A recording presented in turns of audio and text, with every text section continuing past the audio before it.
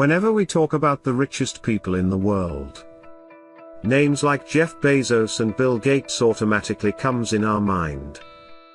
According to Forbes and other business magazines, Jeff Bezos is the richest man on earth right now.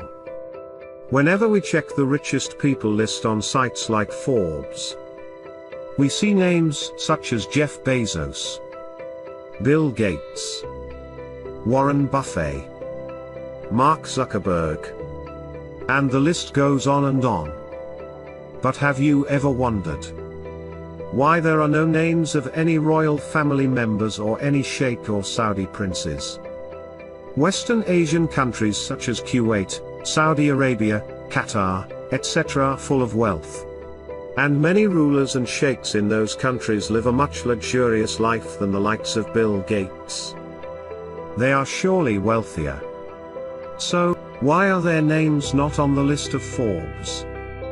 First of all, we will talk about who makes these lists. Many business magazines such as Forbes, Business Insider, Bloomberg and many more make these lists.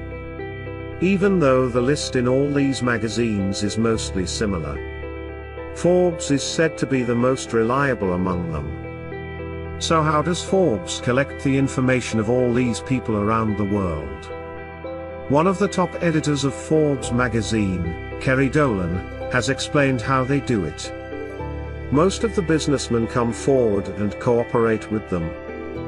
But for those who do not come forward and cooperate, Forbes has a team of more than 50 reporters who work on determining their net worth. At first, they target the potential candidates for their list. Then their family members, friends, and employees are interviewed regularly to keep track of their dealings. The reporters track all kinds of deals that are made, or any deal that has been cancelled, or any assets that are acquired or sold, or any investments made in real estate. They keep track of everything.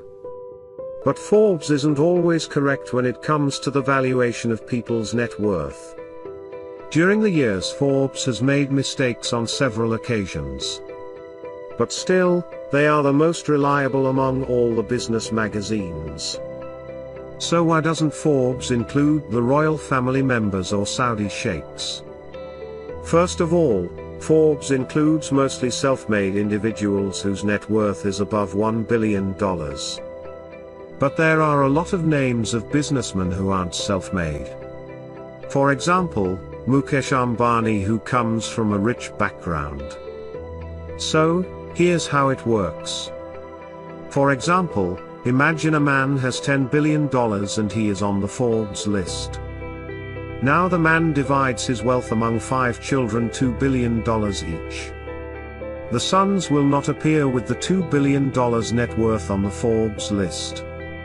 But if one of them turns the $2 billion into $20 billion by doing business, that one will appear on the list. That's why most of the Saudi princes do not appear on the list. Because most of their wealth is inherited from family. Secondly, determining the actual net worth of the rulers and sheikhs in these countries is almost impossible. In 2017, Al-Walid bin Talal was included in the Forbes magazine with a net worth of $18 billion.